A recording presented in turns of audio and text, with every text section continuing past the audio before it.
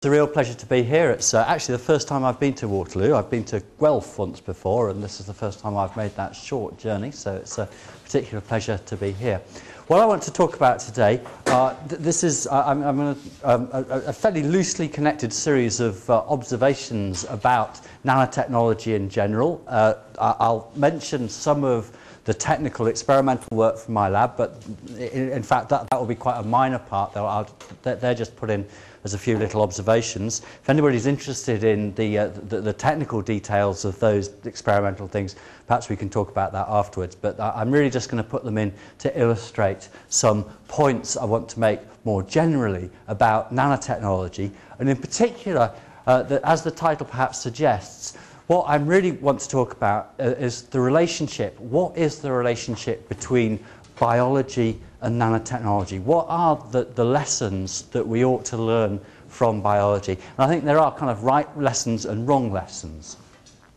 So I'm going to start with this very famous picture that I'm sure you're all familiar with. This classic picture from Don Eigler's group in 1990, which I think, if anything, really established the idea of nanotechnology as a separate and exciting, powerful discipline. I think it was this image that did it, because what way could more graphically illustrate the fact that one can really not just look at single atoms, but one can manipulate single atoms. So it's a picture of great promise, but it's also a picture which leaves open the question, okay, this is truly cool, but beyond making nanoscale logos, what actually can one do with this? Where do you take this? So what? What does this tell us? Well, the nanotechnology, of course, is defined not by any single type of technology. It's rather a different thing. You know, people talk about nanotechnology compared to, nuclear engineering or genetic modification as technologies, but nanotechnology is really a bit different from that, because it's not really defined as a single thing. It's only defined by a length scale, and you're all familiar with what this length scale is. It's this length scale that's defined somewhat loosely at the lower end by the size of atoms and molecules. People, of course, talk about the upper limit of the length. Where does nanotechnology stop? People say sometimes 100 nanometers. I remember once interviewing somebody for a faculty position in Sheffield who was very interested in nanotechnology, actually a very good scanning probe microscopist as it happened, and I said to him, well, what do you think defines nanotechnology? And he said, oh, it's anything less than 100 nanometers. And I said, oh, why 100 nanometers? And he said, because President Clinton said so, which is as good an answer as one can ever get. And President Clinton, of course, being notorious for his accuracy with the use of language, I think that's probably quite a good statement. So it's really, what defines it is a length scale, but from the point of view of a physicist, I suppose, what we should be asking is, what's the implication of that, the fact that we are working on that different length scale? What should it make us think about the way that we do engineering? Because nanotechnology is supposed to be about making devices, making things that do interesting things. So what sort of lessons should we learn about the engineering rules? Of course, going back further in history than Don Eigler, if we ask the question, who historically is associated with the invention of nanotechnology, of course, many of you, I'm sure, will give the answer that it was Richard Feynman in this very famous lecture, Plenty of Room at the Bottom, in 1959. Of course, one of the kind of many strange twists that my career has taken in the last few years, I've been talking quite a lot to kind of historians of science, cultural studies people, philosophers of science, who are interested in nanotechnology as a phenomenon. And of course, one of the interesting things that one finds from this is, of course, this canonization of Richard Feynman as the founder of nanotechnology is entirely retrospective. You do a citation analysis on this paper, and nobody noticed it. Nobody took any notice of it whatsoever for at least 20 years. So although it's convenient for people to associate, and you can see why people have done this, because it was quite a far-sighted lecture, but more importantly, Richard Feynman has this iconic status, and so it's natural to associate him with this discipline. And in some ways, I suppose, also, it gets around a kind of problem of origins that this field has got, that its origins are more complicated than people might think. And of course, the other big figure in the origins of nanotechnology that's much more problematic and controversial is, of course, Eric Drexler. So Eric Drexler in 1986 wrote this book, Engines of Creation, which defined a particular vision of nanotechnology that's been hugely influential. Hugely influential, but of course very controversial. So it's influential in that it's his vision that is, if you like, informed nanotechnology as it appears in popular culture, you know, in video games, in television programs, in films, all that sort of thing, really comes from this particular vision of nanotechnology. But on the other hand, it's a vision that's very controversial with nanoscientists, and famously, you know, Richard Smalley had a famous falling out with Drexler. And I guess what, you know, to some extent one can say that Drexler is almost the name that can't be mentioned in polite company when it comes to nanotechnology. But partly what I want to do in this talk is actually re-examine what some of his ideas were. And I guess my position, just to anticipate things, is that actually I think Drexler was actually wrong about many things, but he was actually rather interestingly wrong. And it's actually quite instructive to ask ourselves, you know, why is it that he is, in fact, wrong about these things. Just to mention, of course, what the Drexler plan was. The Drexler plan was to take this idea of atomic precision machines, so taking this idea of being able to manipulate atoms individually. And then he had this really quite Fordian vision, if you like, of being able to kind of place atoms and molecules in any kind of arrangement. And I suppose the central key idea here is this idea of software control of matter, reducing matter to the status of software. So, you know, the argument is, just as, you know, we're all used now to the idea that music can be reduced to ones and zeros. Every MP3 file is the arrangement of ones and zeros that allows us to construct any arbitrary waveform that can be any piece of music. We're used to the idea of images, still and moving images, being reduced to software. So in a sense, this is this powerful and very seductive idea of being able to reduce matter to the status of software, because you know, we know matter's made out of a finite palette of atoms and molecules, and we should be able to specify their positions with digital accuracy.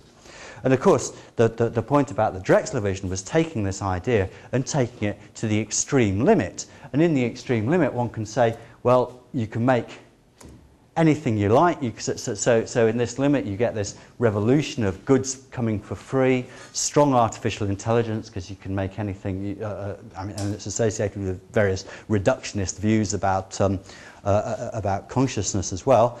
This idea of being able to kind of manipulate cells on a cell-by-cell basis, and hence, you know, ultimately even immortality as the result of this.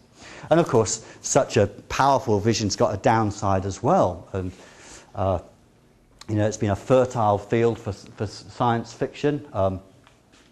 Say science fiction, of course, it's really enters into all kinds of popular culture, and you know, my regular watching of Scooby-Doo on Saturday mornings was livened up the other day by the discovery that in the new incarnation of Scooby-Doo, Scooby snacks actually contain nanobots which are used for canine enhancement. So it was I thought a very incisive contribution to the canine enhancement debate, in fact.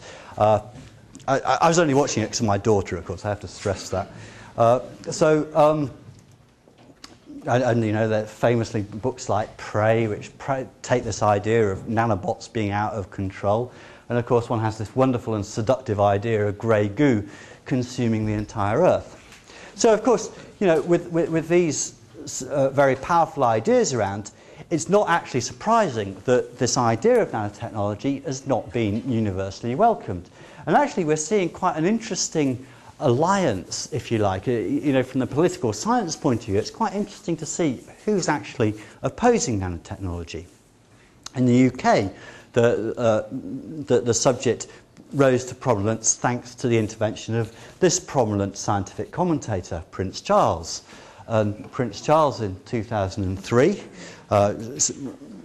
famously wrote a number of articles, or had written numbers of articles about this terrible new technology. And so, you know, Prince Charles Prince Charles is probably more political than he ought to be, but his political stance is essentially rather romantic conservatism. He's very keen on organic food and nice architecture and that kind of thing. So from his point of view, you could see the problem.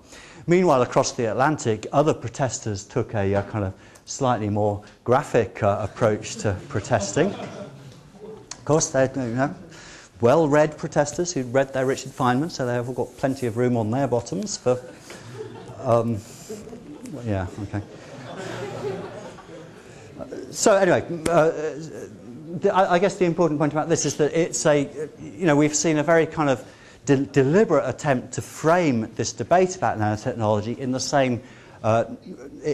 same set of ideas that genetic modification produced. So the agricultural biotechnology is very successfully opposed by environmental groups by appealing to this idea that somehow it's wrong to meddle with the basic structure of living things. And so the argument, the framing goes, well, if it's wrong to meddle with the structure of life, now we're really meddling with the basic structure of matter itself. So I mention these things because I think it's important to be aware of the kind of cultural subcurrents that are surrounding the debates about nanotechnology. There won't be a nanotechnology if there aren't people prepared to buy the products that it produces. And so I think anybody who's interested in getting the most out of the technology has a real interest in understanding this and making sure that this debate goes well. In the UK, Prince Charles's intervention had quite a good result in that it made the government commission a report. And the government commissioned a report from the Royal Society and the Royal Academy of Engineering. That came out in 2004. It's a very good report, actually, and I think everybody who's interested in nanotechnology actually ought to take a look at that. But it made this point that in terms of nanotechnology, one ought to engage the public, you ought to have a constructive and proactive debate, really before things got polarised. I mean, the argument was when it came to agricultural biotechnology, by the time people started having a public debate about it, it was too late because, entrenched positions had been taken, no one was going to change each other's minds, and the whole thing just descended into a kind of ultimately fruitless slanging match. So that actually is, the UK government did actually pretty much accept this recommendation. And so we've seen a number of activities in the UK, a number of kind of public engagement things, citizens' juries, consensus conference type things. So, here's just an example. It's just a bunch of people sitting around a table constructively discussing.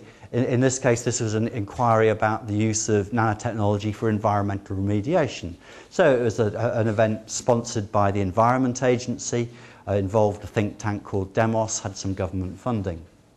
And the government also set up a group called the Nanotechnology Engagement Group, just to kind of keep an eye on all these things. And I chaired this group. And the final report really, I think, was quite instructive in telling us, actually, there isn't a public backlash against nanotechnology, and to be honest, it doesn't really look like there's one in prospect. When it comes to it, when you have this discussion about the benefits and risks of nanotechnology in a kind of low-key and adult kind of way, you can find that people are really very excited about the prospects of nanotechnology. Things like clean energy and the environment have a huge resonance at the moment in the UK, and I can't imagine things are different here. Healthcare and medical applications always get a kind of a big, they always get enthusiasm. And also, people are very concerned about jobs and economic growth, and people are very willing to be convinced that new technologies like nanotechnology can lead to new opportunities for jobs and economic prosperity. But people are concerned. There are legitimate concerns about safety and toxicity that have been well rehearsed. And there's a kind of more general concern about, which is a general thing not specific to nanotechnology, that in the world that we live in, it does seem, particularly in a kind of a very heavily globalized world, it's very difficult to see who actually does control and regulate technology. No governments make a decision to introduce a technology. They just appear through the free market and through the operation of international companies that really operate quite across borders. And that is something that I think does concern people. Let's move on to what actually nanotechnology is going to look like. And I want to come back to this idea about, these Drexlerian ideas, if you like, about what nanotechnology is like. And I want to kind of cast our mind back to a reading of the history of technology that I think has been quite influential in the way people think about the subject, but ultimately actually rather misleading.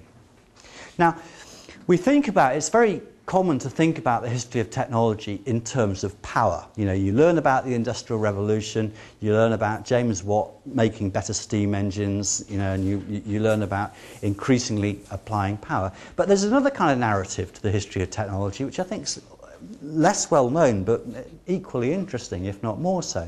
And that's the history of technology as being about the history of increasing precision and increasing miniaturization. So I live in Derbyshire in England, central England, and it's an old lead mining area. So round my houses, there are all these kind of old hillocks which result from medieval lead mining.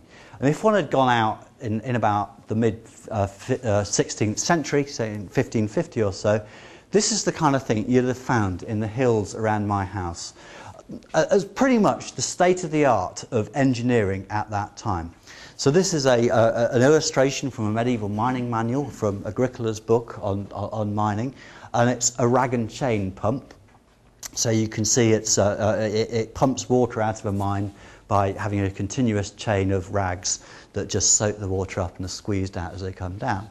And so you can see the power source, it's human power. There's actually people in a treadmill that are actually making it work. So on the one hand, I'd say, this looks very crude. Everything's made out of big chunks of wood that have been put together by rather crude techniques. Adzes have been used to shape the wood. So everything's on a large scale, it's big, it's crude. But it is, it's recognisably mechanical engineering. It's recognisably, it's cogs and gears and pulleys and components that we very much recognise now.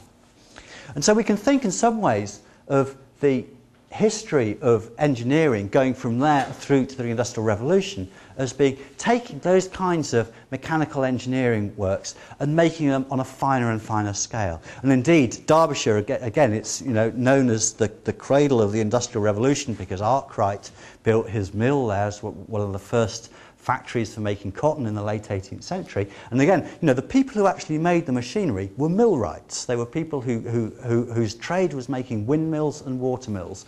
So this kind of thing. But they got better at it, and they got better at making things more precisely.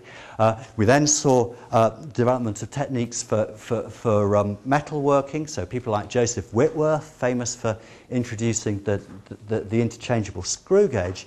They just developed new techniques for machining things. So by the mid-19th century, people were able to machine things with pretty much, if you went to your machine shop in this university and without asking them, to work very hard, the kind of precision that they can achieve without trying very hard now with the standard machinery is pretty much what people could do in the mid-19th century, working very hard at it.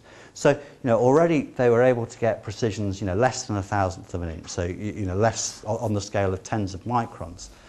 And so, the Babbage difference engine is famous as an example of something that was just on the cusp of possibility at that time. But these developments, although they're kind of unspectacular, were very important. So, for example, I mentioned James Watt as being, we all know about James Watt and his invention of the separate condenser as being something that led to the possibility of getting much more power out of steam. That was only possible because his collaborator Matthew Boulton had new techniques for metalworking that allowed him to make the cylinders, to bore cylinders with a diameter that was well enough controlled to keep the high pressures that you needed for those steam engines. And indeed the whole factory system, this whole idea of making interchangeable parts really only came about because of precision machining. So,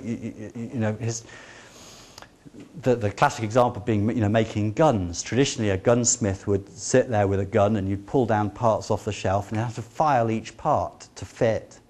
And it was only by making parts with enough precision, famously in the Springfield Armory in Massachusetts, that people realised they could have an assembly line. As soon as you have enough precision that you can reliably fit different interchangeable parts, that's when you can make a factory and an assembly line.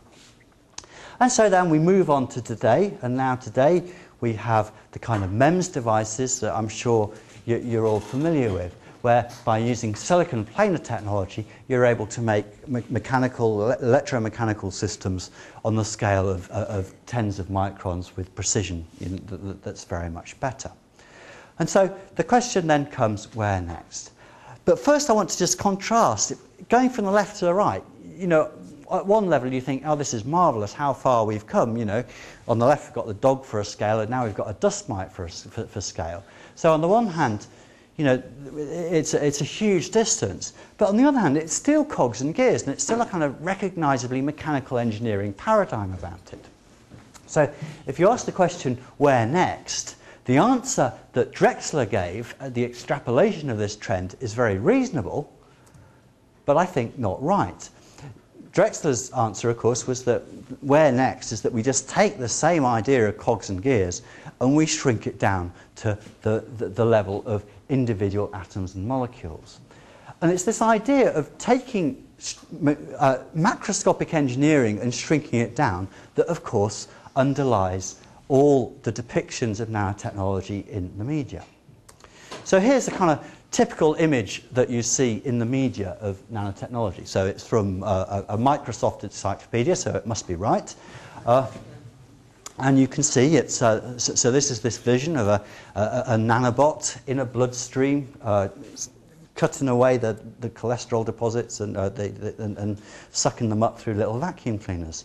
Now, this image, it's a compelling image, but it's clearly it's bonkers. It can't possibly be like that. And I think, you know, a good test of I mean, any scientific audience ought to look at that and say, this can't be right. It cannot be like that. But, you know, as so often is the case, it's actually worth digging down and scratching. Why couldn't this work? What's wrong with this? What's wrong with this picture? And the answer, of course, is this thing about scale. It's that physics doesn't work. It looks different on small scales to on big scales.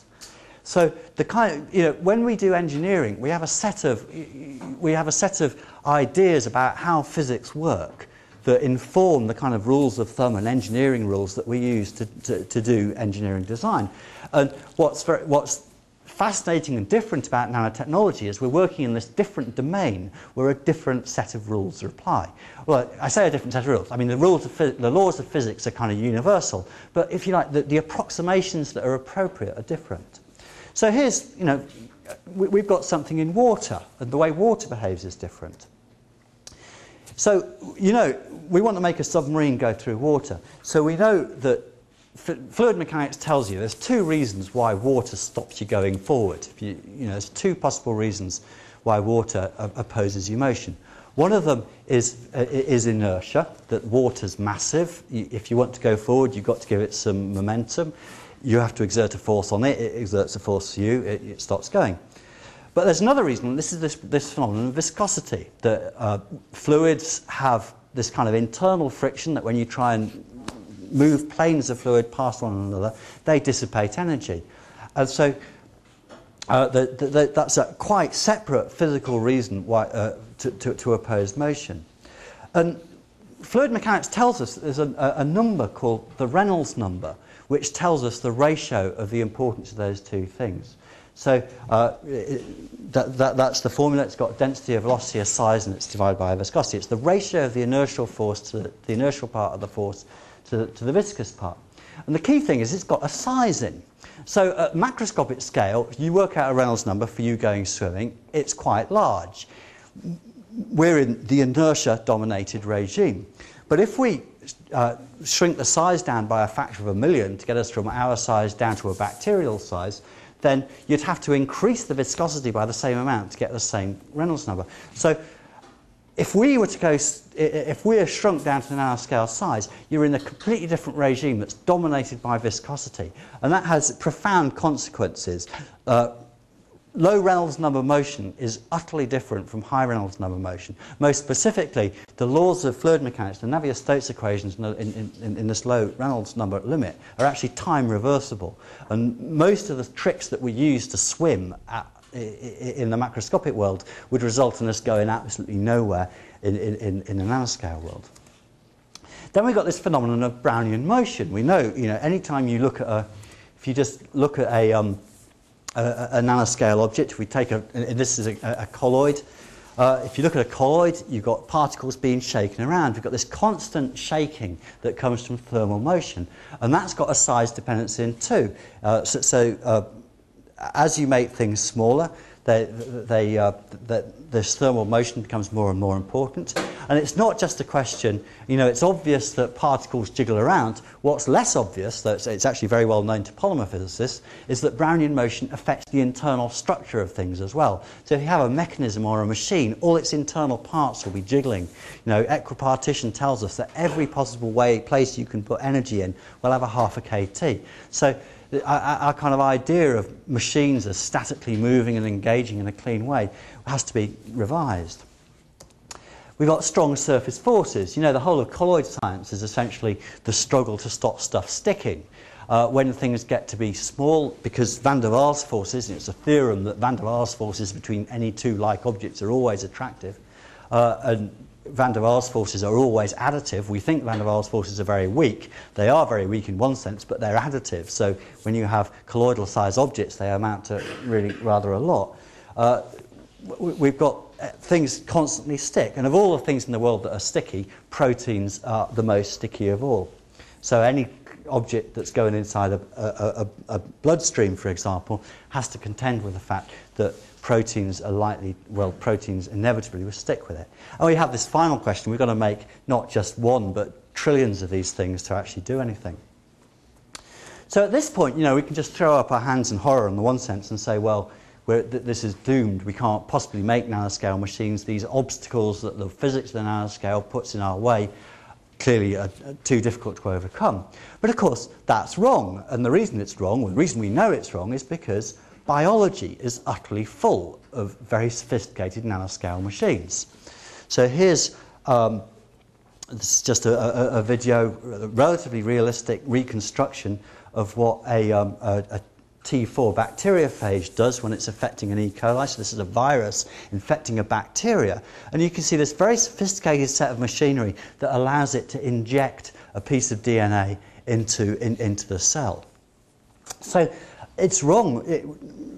Despite all these obstacles that the nanoscale physics puts in its way, it's clear that biology overcomes them, and biology does make sophisticated machines. So what lesson should we learn from this? Now, this is the point at which I think that, there's a right lesson and a wrong lesson. And I suppose to caricature the Drexler view of biology, and I think to be fair to Drexler, if you read Engines of Creation, it's a very good book for emphasising the wonders of biological things and, and taking that as a model. So, he was right, I think, to realise that biology has these great examples of nanoscale machines, and in fact since then we know much more about many more sophisticated machines. But he took the view, well, okay, biology shows you can make nanoscale machines, but it's the best you can do with poor materials. Engineers wouldn't think about making stuff out of floppy proteins, floppy polysaccharides, and these random design methods. So the corollary of that would be, as soon as you get a bunch of students on the job, people with nanotechnology degrees from top quality schools like Waterloo, as soon as these people get on the job, then we'll be able to make something much better. So by using kind of hard materials and mechanical design paradigms, you'll be able to make things that outperform biology. And of course, this is really where this idea of grey goo comes from. This idea of grey goo is that we can make a machine that's a self-replicating device that takes stuff from the environment and uses that to make more copies of itself. What we're describing there is something like a bacteria. So what we're saying is, we'll be able to make bacteria that are better bacteria, that fill that niche of being a bacteria better than a bacteria does. What's wrong with this idea is this: biology isn't a thing that's hopelessly thrown together. If we look at the mechanisms of biological machines, and we can do this now with much more confidence than we could in the mid-80s, because single molecule biophysics, the tools of nanotechnology applied to cell biology, have allowed us to disentangle the operation of these machines in considerable detail. So taking this, for example, this is ATP synthase, a ubiquitous molecular machine pretty much everything alive has got it. It converts energy from energy stored as a proton gradient into energy stored chemically in ATP. And the astonishing thing about it is that if you do the energy balance and you say how efficient is this at converting energy from one form to the other, it's very close to 100%. It's actually so close to 100%, it's actually quite difficult to measure the inefficiency.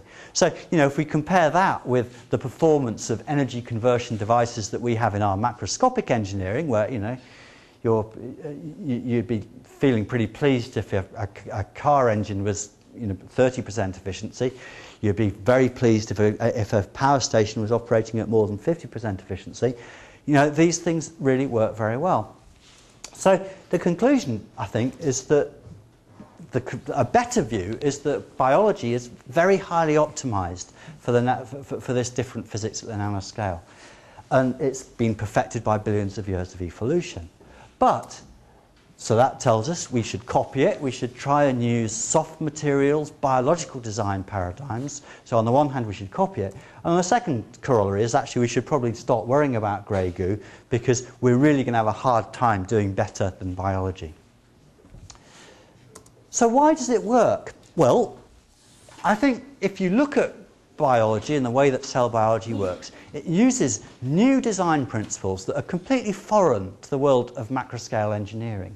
And these are design principles that really follow from the different physics at the nanoscale. So rather than, you know, if we come to the nanoscale with an engineer's view and think these are problems that we have to engineer around, we'll have a particular mindset. But biology, not having a designer in that sense, just evolving good solutions, it exploits the different physics at the nanoscale. So the combination of surface forces and Brownian motion, for example, are brought together in this idea of self-assembly. The combination of Brownian motion and lack of stiffness gives us this idea of a conformational transition as a actuation mode. So the question is, can we just copy these design principles? Here's what I mean. Self-assembly is something that you get. Self-assembly needs two things. It needs a certain degree of programmed stickiness. So in that very simple example on the right, you've got magnets that are set up so that the green triangles only stick to the blue triangles. So that's a simple design rule that is encoded in the materials themselves. A much more complicated example, of course, is in a protein. A protein folds because there are various different interactions between the different amino acids. So the sequence encodes, you know, programmed stickiness, if you like. Now, it's not just programmed stickiness that you need. You need also Brownian motion. Brownian motion is crucial for self-assembly to work because the system's got to be shaken up. It's got to be able to try different configurations out, see which ones it likes, and then find the ones that work best. And so as you see on the right-hand side, eventually you actually see this non-trivial pattern arising. Now, biology does this in an incredibly sophisticated way. And this bacteriophage that I showed you before, this is a self-assembled object in the sense that if you take the proteins and nucleic acids that make that up, just put them individually into a test tube, give them a shake, they will form this fully functional structure that will do all that amazing machinery, that will operate the amazing machinery that I showed before. So we can do self-assembly already, and kind of the class example from soft matter physics of self-assembly is the block copolymer. And this is a very simple example because it's the programmed stickiness, if you like, only amounts to the fact that the red bit of the block copolymer doesn't like the blue bit.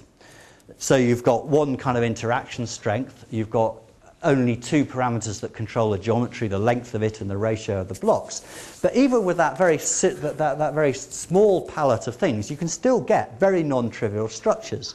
So the left-hand side shows you this remarkable long-range ordered structure called the IA3D gyroid phase, which is one of the nicest of the block copolymer phases. The right-hand side, that's a TEM showing you this very non-trivial nanostructure that spontaneously arises just because of the programmed interactions. You know, the structure, if you like, is encoded in that molecule when you make it. Why it's cool is because it's very simple, but it's completely scalable. If you can do this in the lab at the sort of 1 gram level, and it comes out nicely, but you can make this at the 10-ton level and it would still do it. And so, these things, they are commercially available. Some shoe soles essentially have structures that work because they're self-assembled like this. Here's another example from Sheffield. We can use these things to make bags. We can make molecular bags that we can use as delivery devices for molecules by the self-assembly, again, of these block copolymers. And you can see the micrograph there shows these very nice structures with wall sizes that can be controlled. Basically, you can dial up whatever wall size you like. This one's 2.4 nanometers, but you can control that just by controlling what molecule you make. The next idea is this idea of combining Brownian motion and lack of stiffness. If you ask yourself the question, how does a muscle work? There's a huge class of processes in biology that are driven by motor proteins. These are proteins that change shape in response to changes in their environment. And so in the simulation you see kinesin, which is making these hand over hands, it's moving, these things drag along materials in nerve cells, for example. But the point about it is that the power stroke, if you like, it's because the molecule is soft and squidgy that this works. And in fact, if we go back and ask the mechanistic question, this thing's changing its shape in response to things binding. But, from a Newtonian perspective, what actually is making the thing move? It's the Brownian motion. It's actually the fact that it's being collided with by surrounding water molecules that's driving this change of conformation. So there's a very elegant piece of physics due to Jacques Proulx in Paris. He produced this idea of the Brownian ratchet, this abstract notion that characterizes all these motors as being essentially rectifiers of Brownian motion. They're systems that rectify Brownian motion. Of course, that doesn't mean they break the second law, because you have to put energy in. They convert chemical energy, and that's how that works. So, why would you want to do this? Again, we appeal to scaling. So, if you're a proper engineer, of course, would want to have a heat engine. But we don't get heat engines in biology, and it's interesting to ask why. The reason is, of course, that a heat engine works by having a hot reservoir and a cold reservoir. It works because you have a temperature gradient, and heat flows from the hot reservoir to the cold reservoir, and you pinch a bit of heat out along the way, and you convert that to mechanical energy according to the Carnot limits. Now, as you make something smaller, the length of time that you can sustain a temperature gradient gets smaller, because big things get colder more slowly than small things. Small cups of coffee get colder more quickly than big cups of coffee. So the time it takes, the time that you can sustain the temperature gradient actually scales as the size squared, because it's a simple diffusion process. So as we make our heat engine smaller, we have to run it faster. Otherwise, the heat will have dissipated away from the explosion in the cylinder before we have a chance to get the mechanical work out. But of course, there's physical limits to how fast we can run the engine. Ultimately, the limit is, if you try and make the piston move up and down faster than the speed of sound in the material, it'll just vibrate and you won't be able to extract useful work. So there's a crossover, and as you get smaller, these things just don't work. So biology doesn't actually use heat engines at all. It uses isothermal engines. It uses engines that are driven by chemical potential gradients, not by temperature gradients, and so should we. Here's an example, a very crude example of how we tried to make an isothermal engine to convert chemical energy into mechanical energy in our lab. It's a very simple responsive polymer that you can make by taking a polyelectrolyte. So this is a material polymethacrylic acid, which is it's a weak polyacid. And so a weak polyacid has the characteristic that if it's in an acidic solution, it's unionized. If it's unionized, it's uncharged, it's hydrophobic, so in water it'll collapse to a little globule. If we then put it in a base, it'll ionize. Now it's a charged chain. The thing will be now hydrophilic and it'll expand. So we can make a system that expands and contracts. Now, how do we clock the motor? Well, if we combine that with an oscillating chemical reaction, if we remember our chemistry, there's this very cool class of reactions, Belousov-Zhabotinsky reactions, the most famous, that spontaneously oscillate. They're essentially relaxation oscillators. You put fuel in the top steadily, take the exhaust out at the bottom, and they spontaneously cycle some quantity. We found a reaction that oscillated the pH over the right range to make these things work. So this shows an experiment in which we put our self-assembled polymer gel, which contains these responsive polymers, in an X-ray beam in this oscillating chemical reaction. So just to unpack this slightly busy composite video, the top left shows the macroscopic gel, which is expanding and contracting. Bottom left, this is the oscillating pH that this oscillating chemical reaction is generating. The bottom right is a cartoon of what's going on. We've got little self-assembled globules that are holding the responsive bits of the polymer together. And the X-ray scattering experiment, the scattering ring on the top right, is measuring the distance, the average distance between these globules. So it's actually measuring the average molecular size. And what you can see is that you get this the thing is spontaneously throbbing, and you can see the molecular size, its reciprocal space, so when it's bigger the thing's getting smaller and vice versa. So you can see direct tracking of the molecular size to this chemical reaction. So that's our kind of very simple example of using responsiveness to do something interesting. So what should we do with this? Well, we could think about, we ought to learn nature's lessons. These are very powerful principles that we ought to use in nanotechnology. Two ways in which you could do it. Ned Seaman at New York University invented this great word, biocleptic, which I'm not going to take credit for, but it's such a lovely word, of stealing bits of biology. So the one approach is to actually pull out bits of biological motors and reassemble them in synthetic circumstances. So, a very famous example is the demonstration by Montemagno of putting a bit of the ATP synthase motor on little posts and making propellers turn around. Alternatively, you could try and do nanotechnology in a biomimetic way, using the same principles, the design principles as biological nanotechnology, but using synthetic materials. Why do we want to do this? Well, I think people are more and more agreeing.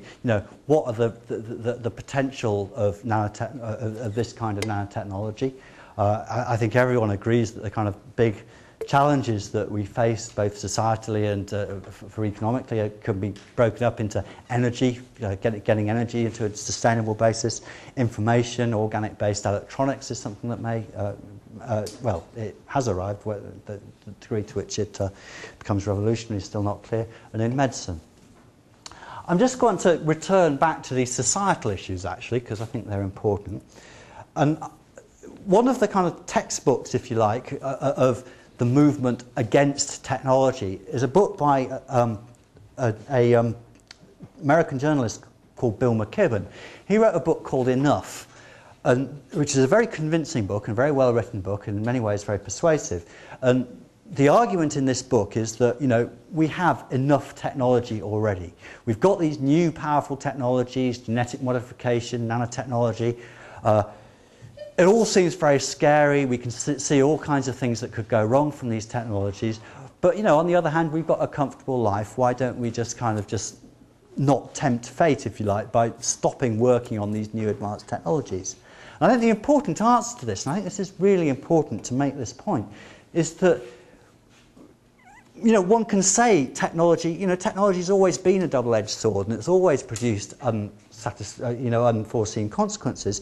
But nonetheless, we have no choice. We have to use technology to solve our problems. And the reason for that is simply stated. If you look at the population of the Earth at the moment, the population of the Earth as it's going to be in the next 50 years, it is existentially dependent on technology in all kinds of ways. And one of the clearest ways that you can think about this is you ask, how much food could the Earth grow without the Haber-Bosch process? And one of your compatriots, Vaclav Smil at Manitoba, wrote a very nice book about the economics of agriculture, in which he very convincingly and quantitatively works out, even with everybody having a vegetarian diet and living off lentils, you'd be lucky to get more than about 40% of the world living off without the Haber-Bosch process. So we need technology, but on the other hand, we know what technology we've got is not sustainable. So we must get new technology to be able to sustain, to move over into a sustainable way of living. Energy is the most obvious example. our demand for energy is continuously growing, and as the world's population, it is going to stabilise sometime in the next century, but it's also become much more prosperous. We have this, historical process that we're living through at the moment of China and India getting living standards close to the ones that we're used to in Europe and North America, and that's a fantastically welcome development, but it's one that depends on a huge amount of energy. So we're going to need this energy. The only place that you can get energy sustainably is from sunlight, and everyone's got their favourite plot of the United States with whichever state they want blocked out about how much you'd need to pave over to meet the energy demands of the place. So that one's Western Canvas. Sometimes you see Nevada as well, but depends which one you want.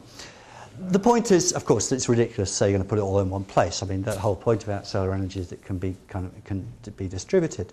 So the question to ask is, well, why, if solar energy is so brilliant and there's so much of it, why don't we use it now? The answer, of course, is cost and scalability.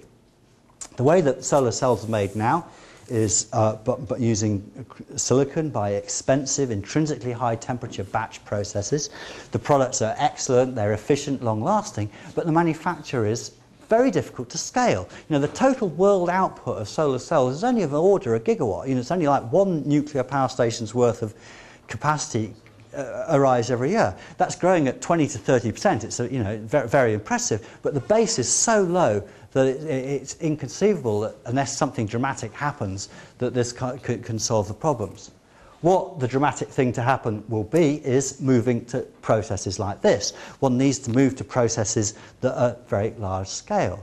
And there are many industrial processes that we have that produce stuff in very big areas, quite sophisticated things. You look at the humble chip packet, as I believe you call them, the South Atlantic. There's, they're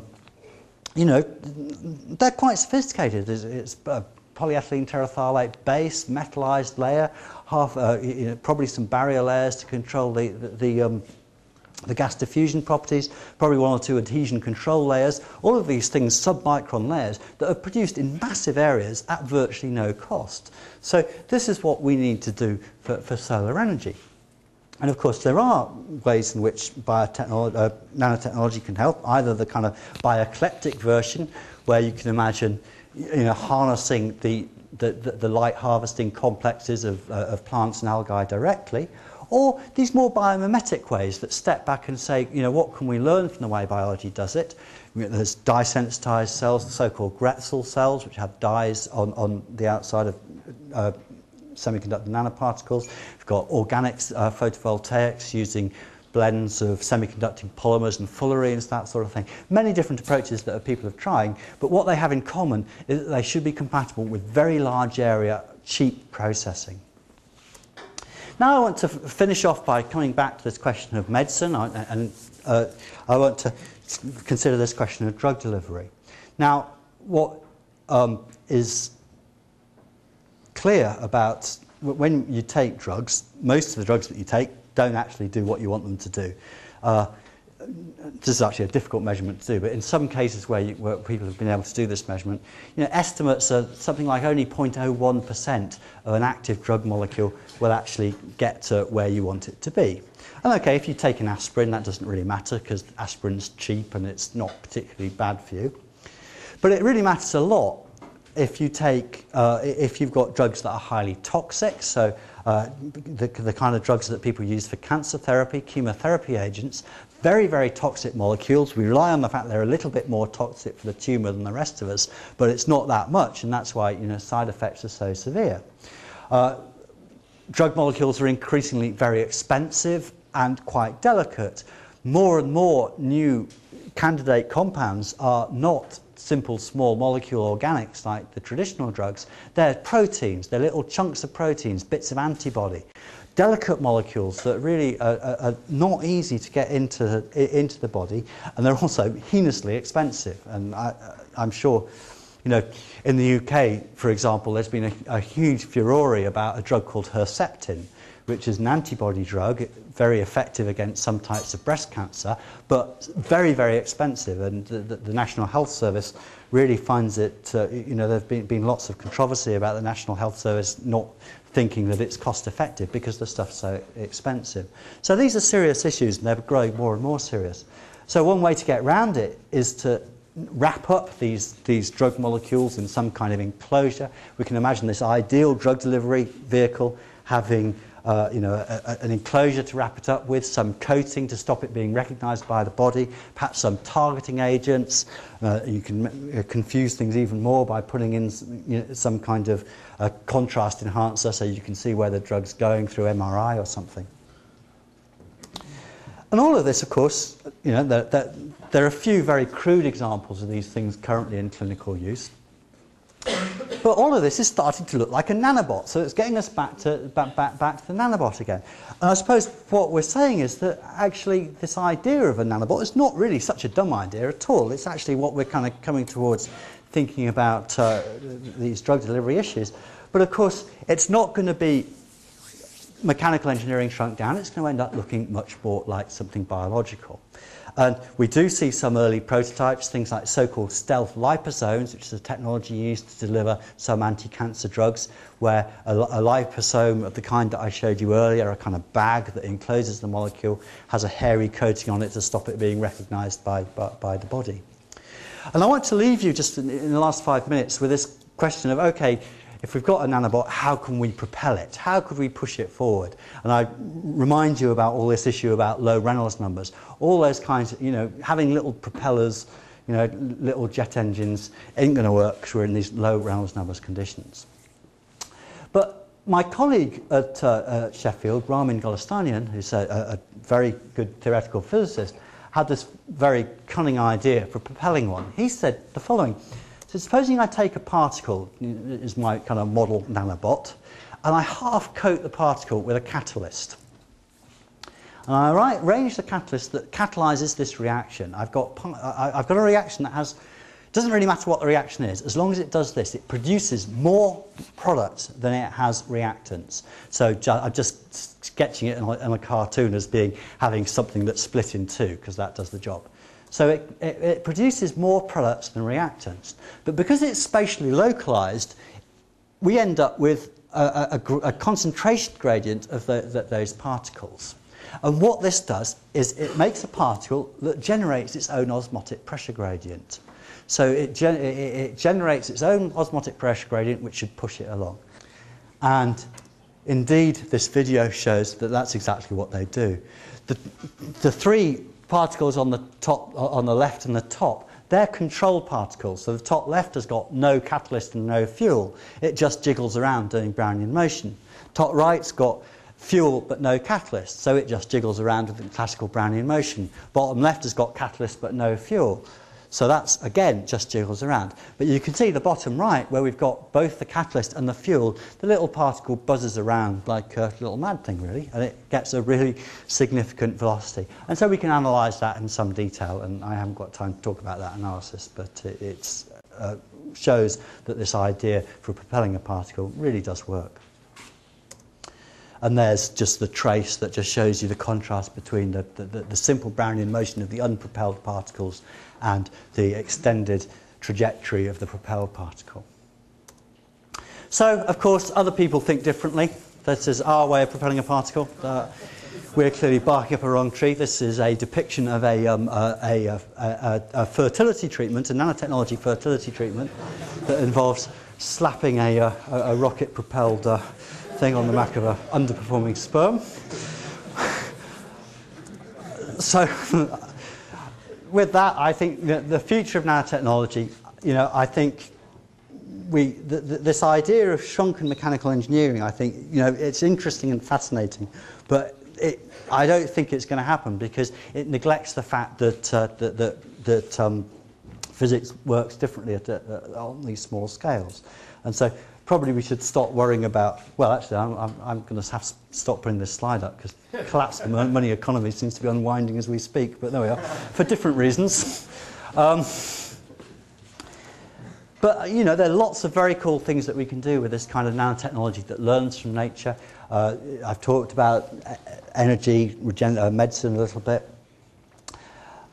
The key thing, I think, you know, this is slightly provocative because I think plenty of interesting nanotechnology isn't soft, wet and flexible, but I think there's going to be a great future in using these biomimetic ideas to do soft, wet, flexible nanotechnology.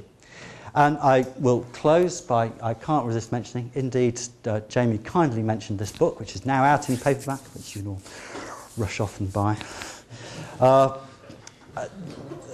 I think we need to learn very strongly from biology when we do nanotechnology, as much from biology as we do from engineering. I want to thank the people at Sheffield. It should also be clear, I don't have to tell you because you know this already, nanotechnology is intrinsically interdisciplinary. The work that we've been able to do has only come about because I've got a great collaboration with our chemists in Sheffield, particularly Tony Ryan, and our tolerant funders who, you know, we wrote them a proposal saying we're going to make a nanobot swim, and they said, oh fine, here's the money. And I'm very pleased that they were tolerant of slightly speculative ideas that actually I think did actually bear some fruit. We did quite a lot of work at central facilities. I haven't talked about the data from neutron scattering facilities, but I showed you some scattering data that came from the SRF. We depend on those. Thanks very much for your attention.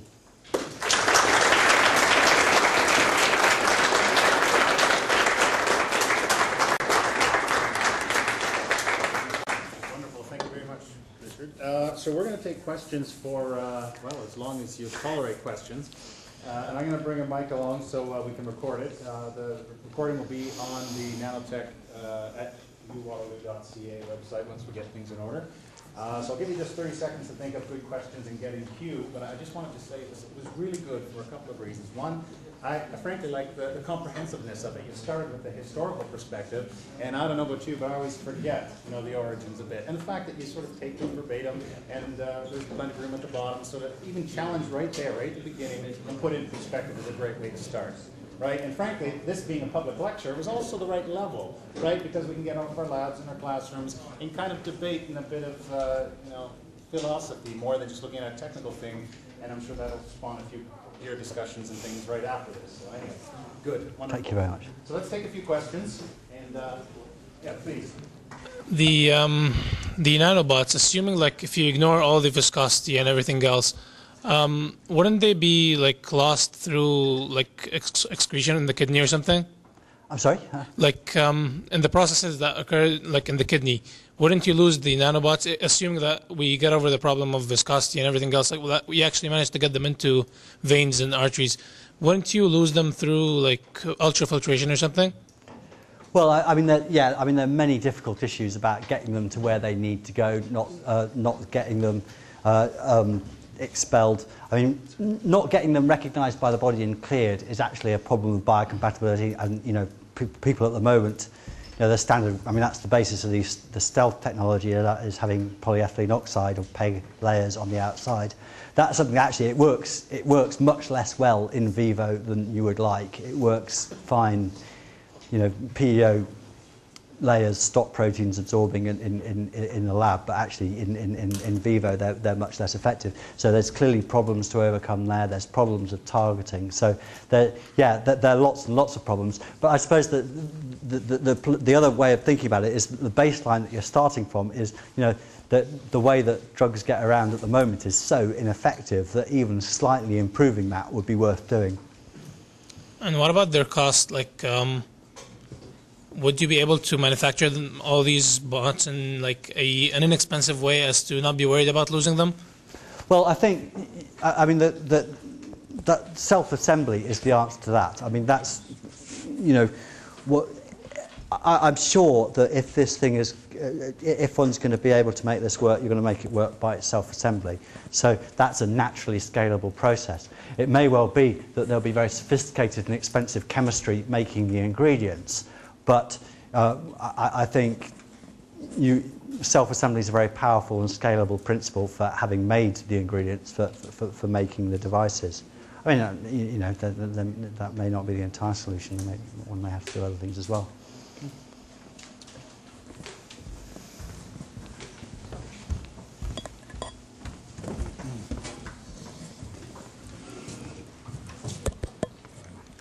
With regards to the method that was suggested on propelling a nanorobot, how would you control the direction in which the nanorobot is propelled?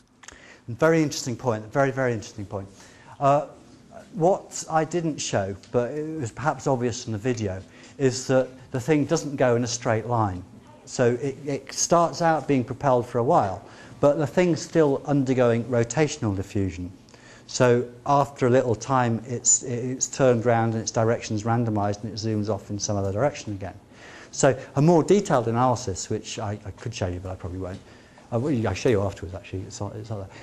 Shows that what happens is that at short times you see propelled behavior, and at long times you go back to seeing a random walk, but a random walk with a renormalized step size that is essentially the rotational correlation time times the propulsion velocity. And so that's actually interesting because it reminds us of how bacteria do this. So the way that an E. coli swims is actually not dissimilar. It has this kind of motion, this sort of run and tumble motion, where it zooms off straight for a while, then it has a quick flip, zooms off some other way. Now, the way that bacteria do the job of swimming towards something, of chemotaxis, is that they modulate the length of the runs. They don't just kind of smell where they want to go to, point to it and go straight. What they do is that they modulate the length of the run. So when they're going towards it, they run for a bit longer, and when they're going away from it, they run for a bit shorter. And so it's this modulated random walk that allows them to do chemotaxis. So I think we'd need to do something similar. And what we need to have is a system that allows us to control, if you like, that rotational diffusion time, so that we can get the thing to bias its random walk towards going where you want to do. So we have some ideas for how to do that, but it will take some entertainment in executing them. Why not just use biological systems to deliver them if they have such highly sophisticated? Yeah, no, I mean, of course, this is always the question. You know, why don't we use? You know, why would we ever bother to try and engineer something different? Why would we use it? And you know, I mean, I think for many purposes, biological systems will always be loads more sophisticated than what we can engineer. So my answer to that question is, I mean, I guess there's two answers to it. One is, ultimately, I'm a physicist, and so I kind of believe that other dictum of Richard Feynman that you don't understand something until you can build it. So I think, you know, we learn a lot from just trying to build them ourselves. A kind of second question is perhaps more serious, which is, you know, we're talking about people being worried about this kind of technology. And, you know, one of the worries that people have, which is, I think, not entirely unfounded, is that, you know, biological systems are intrinsically complex. And, you know, using that in the kind of technical sense. And it's not always obvious, I think, that you can reliably engineer them without having unforeseen consequences. And so I think that you know, we look at the field, you know, synthetic biology, for example, as a field that's much in the news and very exciting. But, and you know, I'm sure it will produce very cool results. In a sense, synthetic biology is the approach that you're describing. It's the ultimate in bioeclectic nanotechnology of using kind of complete systems that you re-engineer rather than just using components. And I think, you know, I'm sure it will be very powerful and it'll produce lots of neat things, but then I think one does have this, I mean, I think people will have this nagging fear that in an intrinsically complex system, you won't actually, if you don't really fully understand the system because you didn't really build it, then it won't be utterly predictable.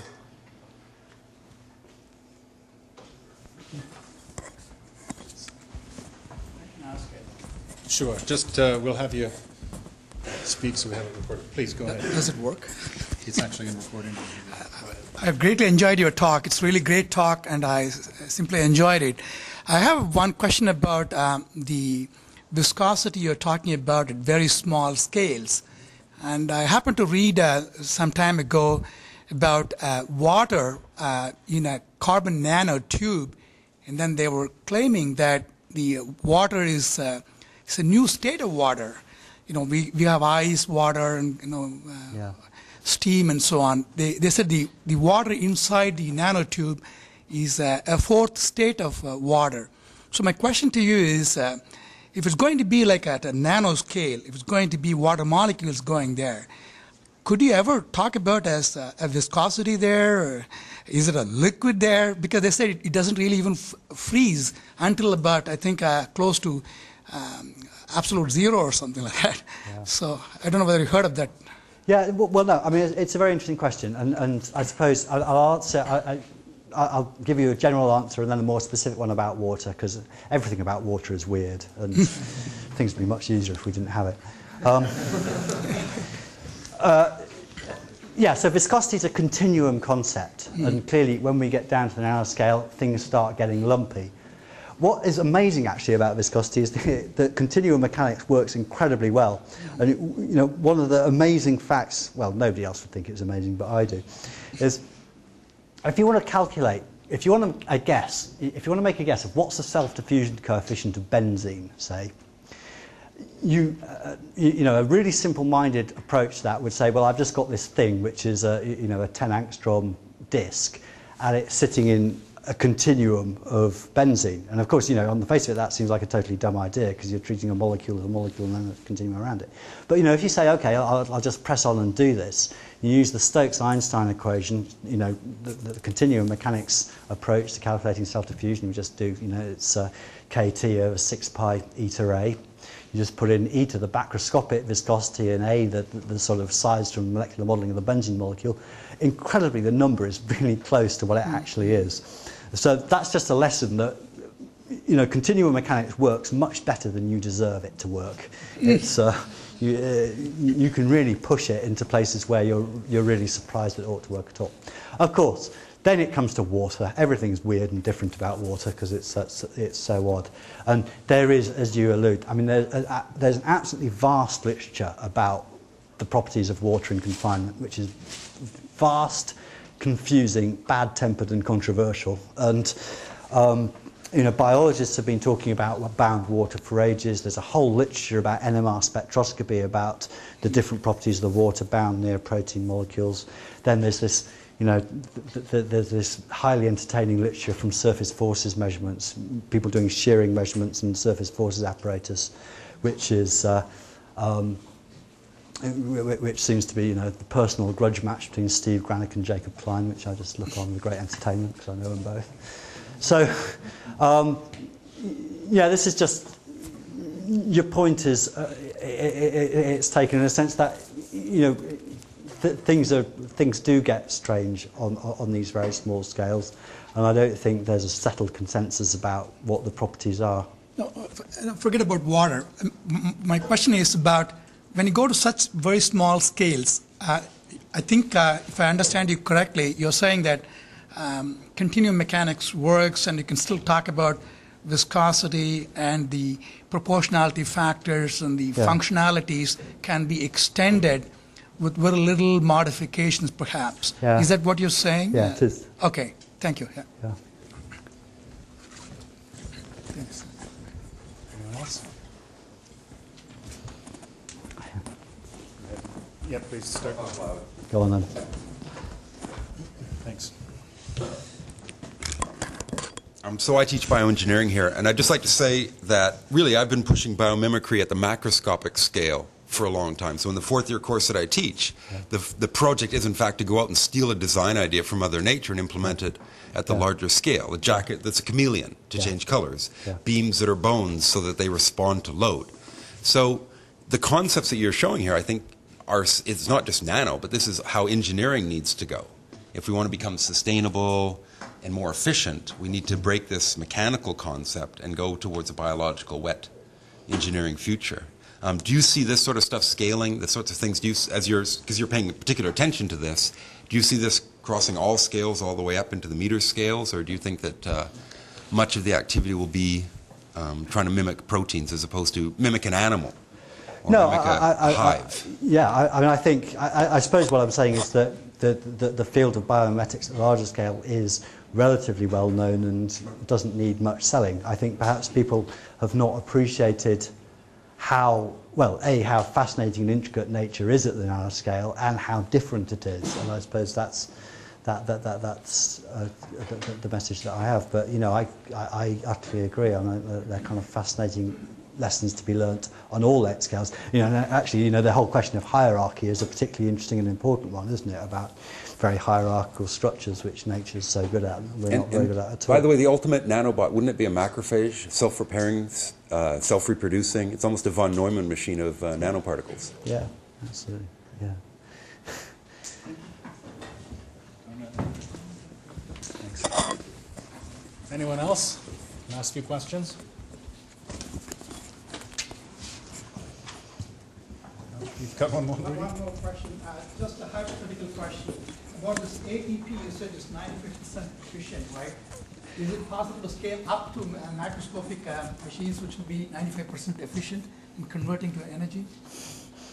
Well, I mean, it's interesting. What's the limitation? Well, no, that's interesting because, you know, muscles aren't 98% efficient. I think they're probably more like, I think they're 30 or 40% efficient because it's slightly less efficient. But, you know, a muscle is, you know, it has this point. It's a hierarchical system that scales up activity from the single molecule level to the macroscopic level utterly seamlessly and immensely effectively.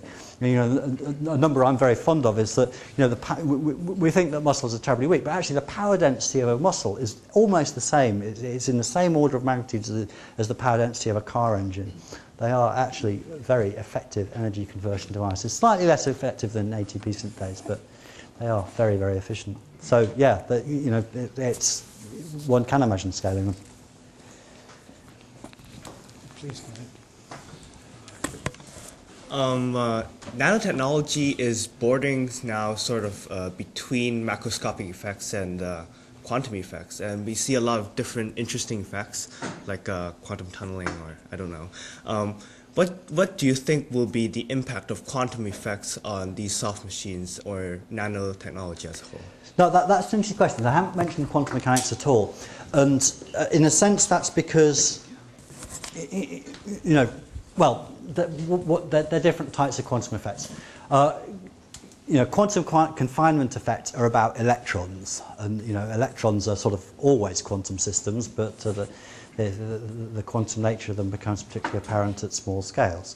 So, if one's talking about, for example, you know, photosynthesis, you know, those are interesting systems because, you know, light harvesting complexes they're soft systems in that they're brought together by self-assembly in a very precise way, but the way they're brought together is to optimize the essentially quantum mechanical operations of, you know, getting the exciton in, splitting the exciton, getting the electron, you know, getting the electron out before it sees the hole again and recombines. So those are the sorts of areas in which quantum mechanics is important in you know, at the level of electrons. Of course, you know, many people, you know, one reads in you know, somewhat garbled accounts in the popular press, as it were, about how, you know, these nanoscale systems are always quantum systems. And of course, that's not actually really right in terms of the thing itself. And you can see this, you know, you can make a fullerene, you can make a Buckminster fullerene molecule show quantum effects, but it's really hard work. People like Anton Zeilinger in Vienna have, you know, shown these things can interfere. But in a sense, what dominates the physics of these systems is Brownian motion. And Brownian motion is, you know, it's the absolute enemy of quantum mechanics because it means that things decohere. You know, the coherence time, the quantum coherence time of systems in this kind of Brownian environment is immensely short. And that means that, you know, one doesn't really get pure quantum effects, you know, leaving aside the electronics, but you know, the thing as itself is not a quantum object and never will be a quantum object because decoherence is so important in this Brownian environment. Good. All right, very good. And maybe I can put one last question, or it's more of a comment, an opportunity to perhaps either inspire or dash the hopes of some of these students. So I'm looking around and I would say, maybe 80% of this group is from our nanotechnology engineering undergraduate program. It's only, most of you look like you're from first year. I see a few second and third years. So imagine that because of the nature of this university, you'll have 5 cohorts. So eventually almost 500 of these guys and girls out there. Okay, and so the question or comment is, your last comment was about the interdisciplinary nature of it all. So, you know, there's some comments from chemical engineering professors. I see the chair of mechanical engineering is here, and there's electrical and computer. I see chemistry over there. So inherently, the departments that are supporting this program and teaching these students are inherently multidisciplinary. So here it is. Comment to them.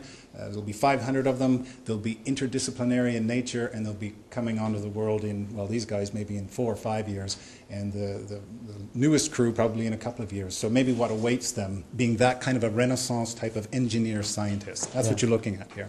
Yeah, no, well, I think, you know, this is what it takes. As, you know, I mentioned that deliberately. I think, you know, this is a new type of, it's a new type of science. It's a new, well, it's a new type of techno-science, since I hang out with social scientists nowadays.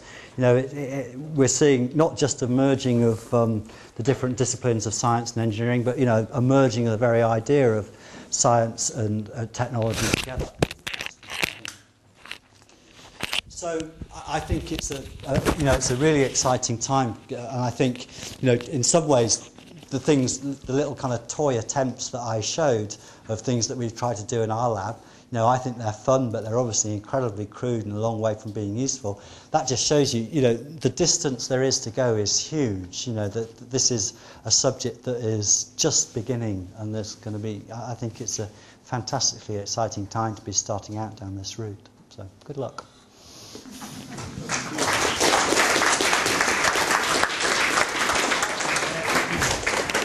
Thank you, everyone. Just on behalf of the University of Waterloo and the Faculty of Electrical Engineering and all the Faculty of Engineering, we've just got a bit of a memento. It's got your poster inside and some kind words from everyone. Thanking you very much for coming to visit us.